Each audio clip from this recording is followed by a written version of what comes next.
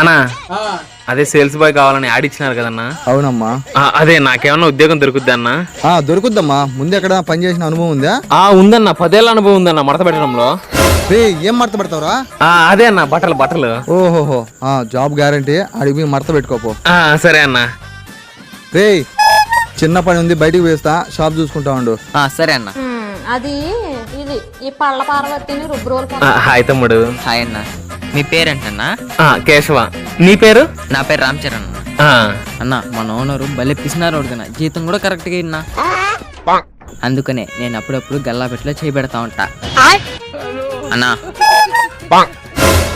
తమ్ముడు ఏందే అన్నా? నేను అంటాను కదా పో అన్న. అది కాదన్నా, ఇందాక నేర్పినా కదా గల్లాపెట్లోకి చూసి రాపో.